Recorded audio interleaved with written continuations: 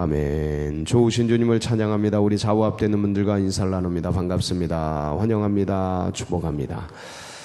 예, 벌써 4월 이제 마지막 주간이 되었습니다. 오늘 이 월요일 또 한 주간을 시작하며 새벽전을 찾으신 여러분들 가운데 하루를 넉넉하게 승리할 수 있는 복된 주의 은혜와 능력이 충만하시길 축복합니다.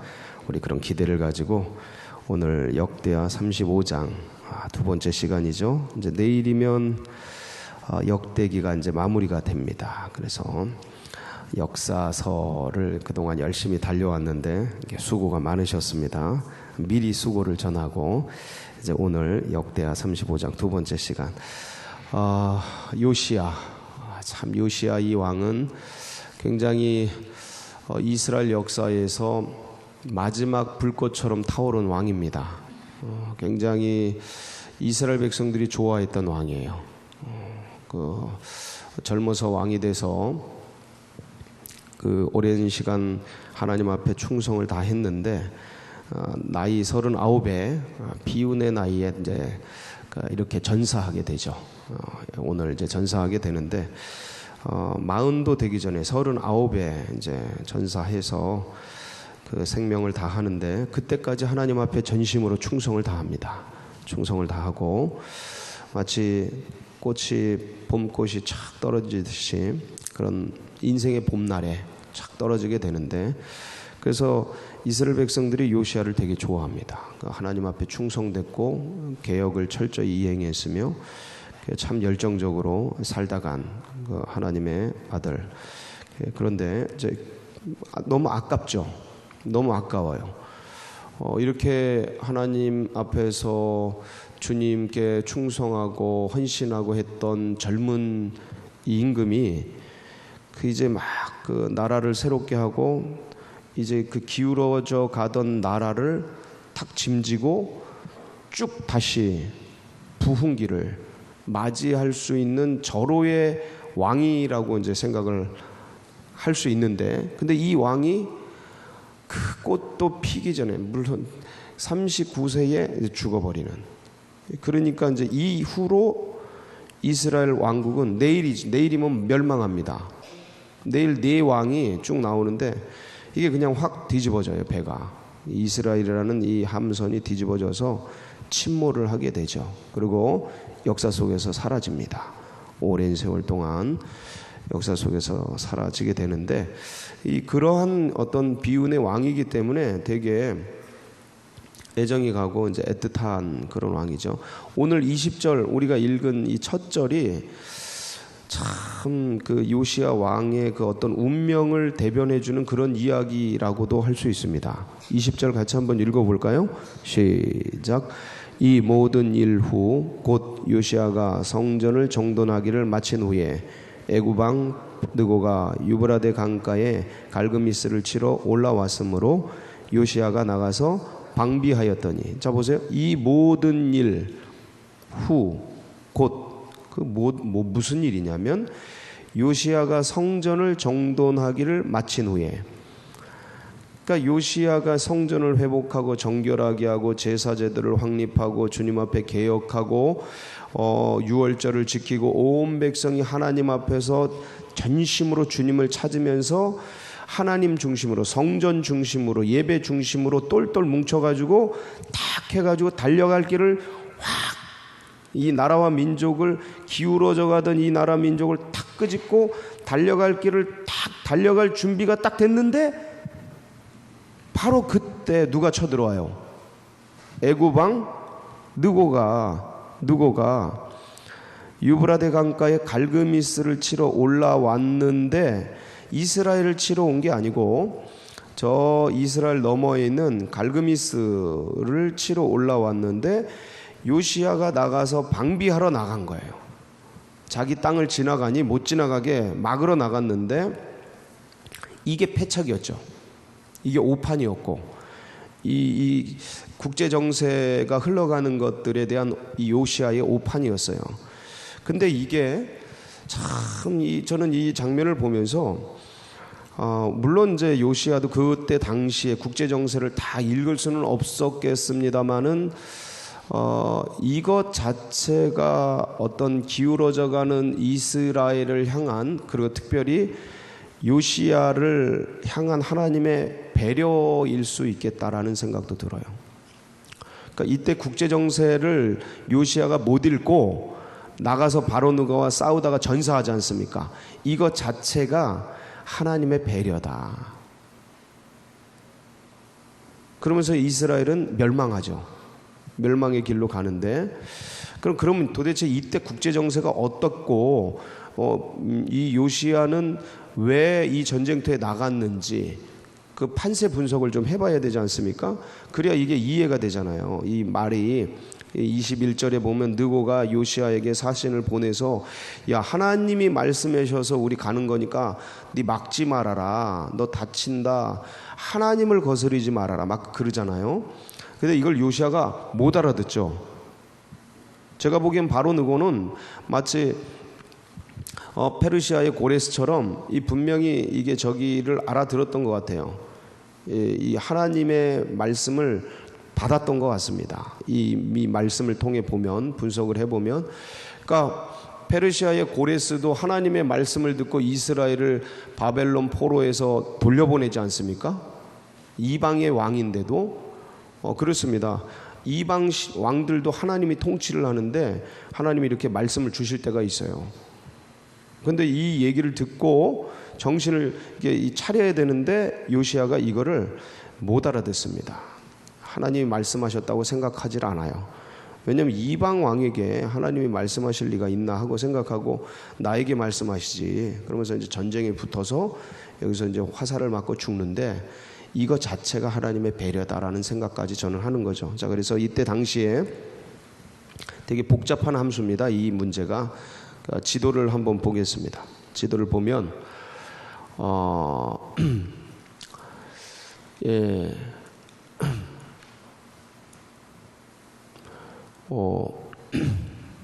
그 네모난 거 제가 두 번째로 보낸 거, 두 번째로. 예. 이게 좀 잘 안 보이시죠? 약간 안 보이실 텐데, 여기가 이제 애굽입니다. 애굽. 요게 이스라엘, 여기는 사막. 참 놀라운 포인트네. 예. 이게 사막이니까 여긴 길이 없습니다. 그럼 길이 여기 외통수예요. 아프리카, 아시아, 유럽. 길목에 딱 이스라엘이 있는 거예요. 그러니까 이스라엘은 역사 속에서 죽어라고 밟힙니다. 여기서 이쪽을 점령하려고 내려오다 밟히고, 이 애굽이 올라가면서 점령하려고 하다가 밟히고, 늘 밟히는 땅인데 길목에 있으니까 그래요.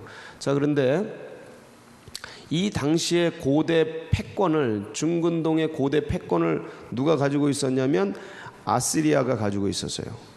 아시리아가. 근데 이 아시리아가 쇠퇴하고 있었습니다. 점차 쇠퇴하고 있었어요. 쇠퇴하면서 누가 신흥 강자로 올라섰냐면 누구예요? 바벨론이 신흥 강자로 부상하고 있었어요. 그런데 이 바로 느고, 애굽의 바로 느고는 원래 전통적인 강자입니다. 애굽은 제국이에요. 늘 강자였어요. 근데 아수르가 약화되고 바벨론이 떠오르는 거에 대한 위기감을 느낀 이 애굽의 바로 느고가 이 바벨론을 치기 위해서 올라가는 거예요. 그래서 어디서 전쟁이 붙냐면 그 이름도 유명한 갈그미스에서 전쟁이 붙습니다. 바벨론과 이 애굽의 한판 승부가. 그게 BC 605년이에요. 이 갈그미스 전투를 기점으로 해서 애굽은, 전통 강호 애굽은 가라앉고 신흥 강호 바벨론은 고대 중근동의 패권을 딱 쥐는 거예요. 그리고 이제 얼마 있다가 이 이스라엘이 바벨론에 의해서 멸망을 당하죠. 한 10여 년 후에 바벨론이 이 고대 중근동의 패권을 차지하고 10여 년 후에 이스라엘은 바벨론에 의해서 멸망당하거든요. 자, 이 지금 이제 떠오르는 이 상황에서 바벨론을 눌러놔야 애굽이 괜찮겠다가 판단을 한 거예요. 이 바로 느고는. 그래서 바벨론을 부시기 위해서 이쪽 그 갈그미스에서 전투를 벌이려고 올라가는데 여기에 있었던 이스라엘 곧 이 요시아가 못 올라간다, 니네 못 올라간다, 우리 땅 못 밟는다 하고 막아선 겁니다. 막아서니까 지금 설득을 하는 거예요, 바로느고가. 왜냐하면 이 바벨론이 엄청 센 나라인데, 이 애굽도 센 나라지만 이스라엘도 이게 강력한 나라거든요. 작지만. 그러니까 올라가면서 바벨론하고 전쟁을 벌여야 되는데 중간에 이스라엘과 전투를 하고 전쟁을 벌여서 조금이라도 자신들의 이 군사력이 약화되는 것들에 대한 그 어려움을 알고 있었기 때문에 바로느고가 가능하면 이 지점에서 전투를 안 하고 싶었던 거예요. 그래서 야, 우리 잠깐 갔다가 올 거다, 그러니까 싸우지 말자 하고 설득하는 거예요. 근데 이 요시아가 게임이 안 되죠. 애굽하고 이스라엘은 게임이 안 됩니다, 싸우면. 근데 이 요시아가 이 말 뜻을 못 알아듣습니다. 그러면서 전쟁이 벌어져요. 그러니까 바로느고는 여기서 힘이 빠져요. 이스라엘을 이겨요. 박살을 냅니다. 요시아 왕이 죽잖아요. 왕이 죽으면 끝난 거죠, 뭐. 그래서 박살을 내는데 지금 이스라엘을 차지하려고 온 게 아니고 바벨론하고 전쟁을 하려고 갈그미스로 올라가는데 중간에 힘을 빼버린 거예요. 그러면 애굽은 갈그미스 올라가서 어떻게 됐을까요? 결국 져버리죠.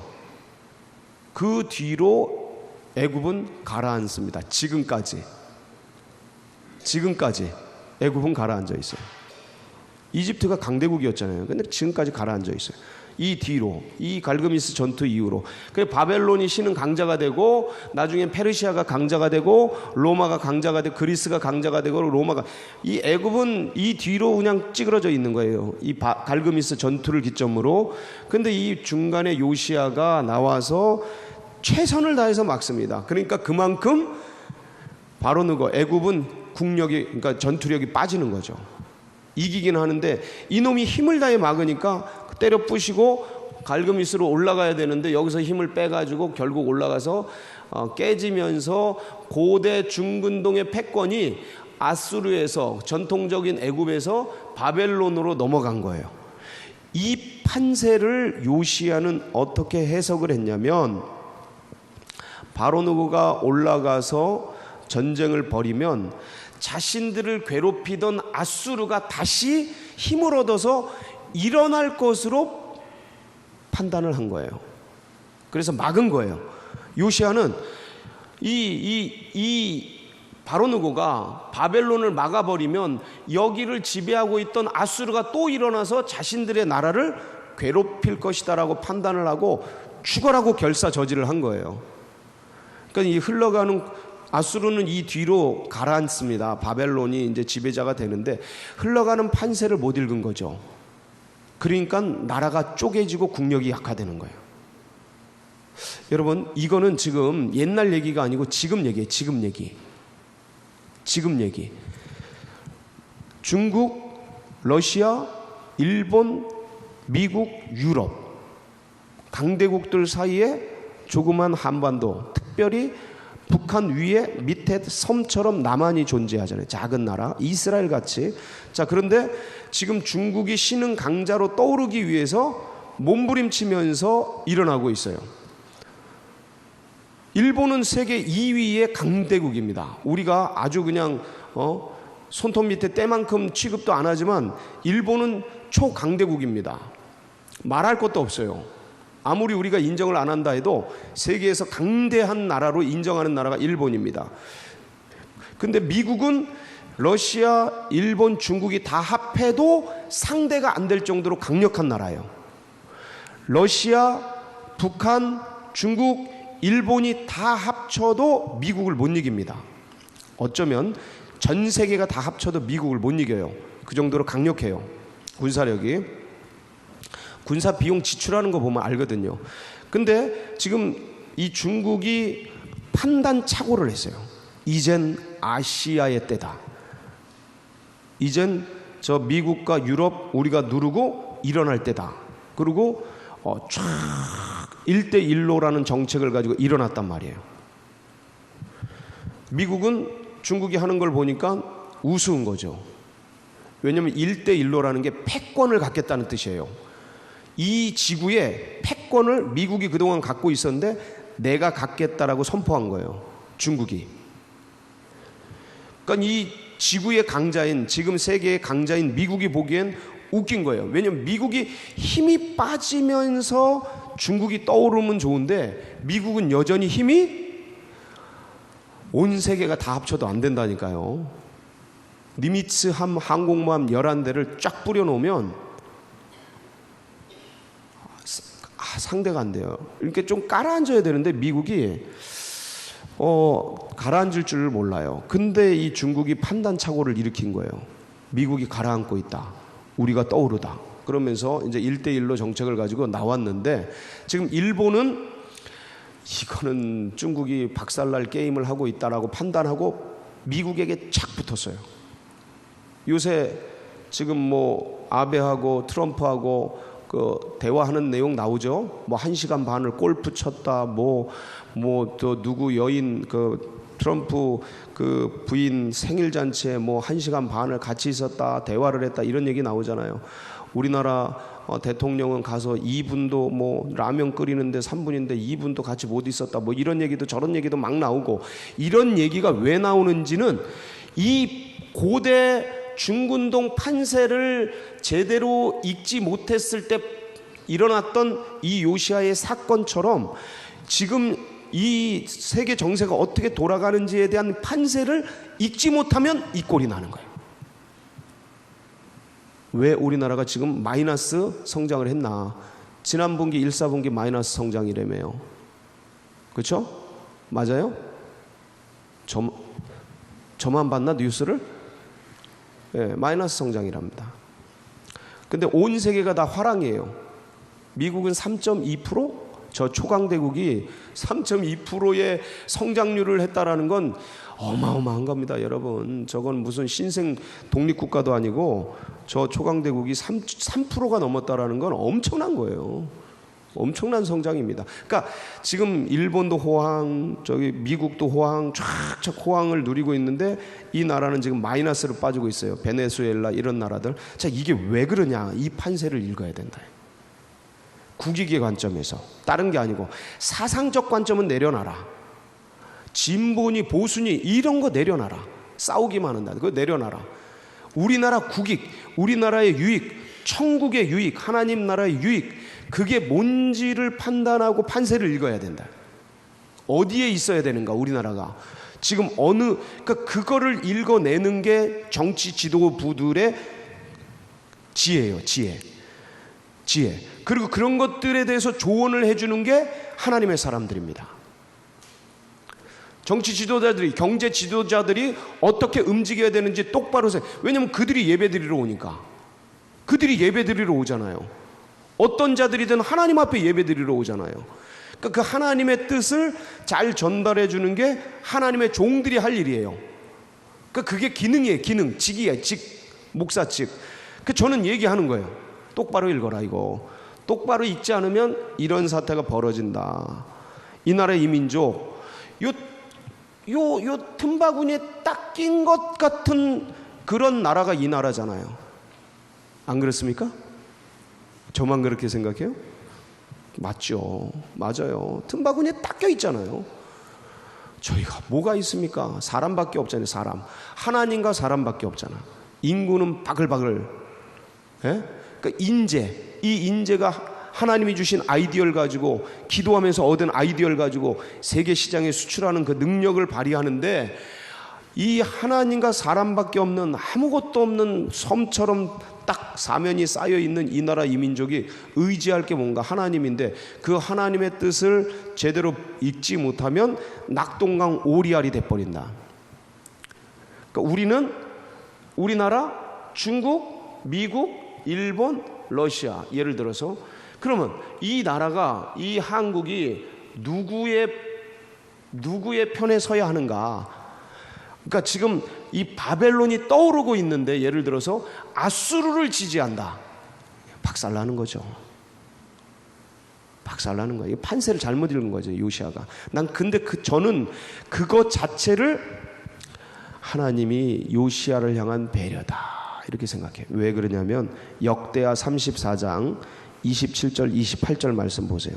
이 예언의 말씀인데 같이 읽습니다. 시작. 내가 이곳과 그 주민을 가리켜 말한 것을 네가 듣고 마음이 연약하여 하나님 앞에 내 앞에서 겸손하여 옷을 찢고 통곡하였으므로 나도 네 말을 들었노라. 여호와가 말하였느니라.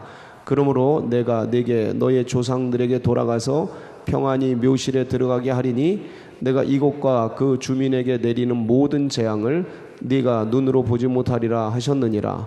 이에 사신들이 왕에게 복명하니라. 이게 하나님의 배려예요. 하나님의 배려. 요시아를 향한 하나님의 배려. 이렇게 데려가시는구나. 그러니까 이 나라가 기울어져서 하나님 앞에 죄와 허물들이, 그러니까 이방 신상을 엄청 하여간 므낫세 왕, 아하스 왕 그러면서 하나님을 등지고 이방 신상을 엄청, 세상을 엄청 따라가고 세상에 하나님을 대적한 사상과 그 세계관과 가치 그런 것들을 쭉 쫓아 가버린 그 이스라엘을 향해 하나님이 심판을 예고하는데, 요시아가 불꽃처럼 주님을 향해 예배하고 찬양하며 전심으로 주님을 찾으니까 이 얘기한 거예요. 이 얘기한 거예요. 너는 평안히 묘실로 들어갈 거다. 내가 이 땅에 내리는 재앙을 보지 않을 거다. 그러면서 이제 요시아는 돌아가고 이 뒤로 바벨론에 의해서 결국 이스라엘은 이제 멸망을 당하고 아주 극심한 고통을 당합니다. 극심한 고통. 인류 역사에 이런 참담한 일이 있을까 싶을 정도의 극심한 고통을 이스라엘이 당하게 되죠. 사랑하는 성도 여러분, 이 얘기는 옛날 3000년 전, 2500년 전 이때 일어났던 그런 얘기가 아니고 지금 벌어지고 있는 얘기입니다. 지금 벌어지고 있는 얘기. 그렇기에 이 사태를 우리는 보면서 이 나라 이 민족 하나님의 기도로 세워졌는데 하나님을 떠나 좀 부유와 풍요를 부어줬더니 등 따스고 배부릅다고 하나님 떠나서 세상 것 따라가고 세상 사상 따라가고, 교회는 그 예민한 영성을 잃어버리고 초대교회, 초대 한국의 그 열정과 기도의 능력들은 다 상실해버리고 껍데기만 남은 빈 껍데기에 피상적 믿음 속에서 던져져 버려가지고 세상 쫓아가느라고 정신이 없고, 이 껍데기 화려하게 하느라고 정신이 없고, 내면의 영성들은 다 상실해버리고 전투력은 잃어버리고, 이빨 빠진 호랑이도 아니고 이거는 손톱 이빨 다 빠져가지고 힘도 못, 껍데기만 요란하고 이런 상태에 있는 이 한국교회, 지금 이때에 하나님이 이 땅을 향한 준엄한 경고의 메시지다. 경고의 메시지. 그럼 이걸 보면서 우리가 뭐를 해야 될까? 우리가 뭐를 해야 됩니까? 가장 좋은 게 뭡니까? 기도하는 거예요. 우리 성도들은 기도하고, 주의 교회의 목사들은 정치권과 경제 관료들이나 경제 리더들을 만나면 이 얘기를 하는 거죠. 이 얘기를 하는 거예요. 정신 차려라. 뭐 하는 거냐? 정확하게 분별해라. 그 얘기를 해주고 메시지를 전달하고, 이게 그러니까 기도하면서 리더들은 이런 얘기들을 하고, 침에 발라 좋은 얘기 이런 얘기를 할 때가 아니에요. 지금은 강력하게 메시지를 얘기하고, 이렇게 같이 합력해서 하나님의 교회가, 하나님의 나라가, 이 한국, 이 조국, 이 대한민국이 하나님을 향해 다시 탁 전심으로 돌아서서 주님을 쫓아야지. 왕 하나가 정신 차린다고 되는 게 아니라니까요. 왕 하나가 바짝한다고 되는 게 아니에요. 요시아가 바짝했지만 그냥 가시잖아요. 이렇게 되는 게 아니고 전 국민이 돌아서야 돼. 전 국민이. 이 나라 이 민족 기도하는 주의 백성들 가운데 있습니다. 깨어서 주님의 백성들이 기도하면 돌아옵니다. 저는 아직 이 나라 대한민국이 이제 70년 몇 년밖에 안 됐잖아요. 그 구군이 다 했다고는 절대 생각 안 합니다. 하나님께서 돌이켜서 마지막 이 말세지말의 동방의 횃불로 탁 들어서 전 세계 민족을 복음으로 비출 나라로 이 나라를 택한 줄 믿습니다. 잠시 잠깐 어려움을 당하는 것이니 우리 백성들이, 믿음의 백성들이 함께 기도하고 주님께 돌이키게 하는 그런 은혜로운 주의 백성들 되시길 축복합니다. 같이 기도하시겠습니다. 그렇게 하려고 교회가 있는 거예요. 예, 그렇게 하려고 교회가 세상에 있는 겁니다. 하나님의 빛을 비추고, 예, 말씀의 빛을 비추고, 선지자적 빛을 비추고, 그래서 사람들이 주님의 뜻을 따라 그리 갈 수 있도록, 왕으로부터 모든 백성에 이르기까지.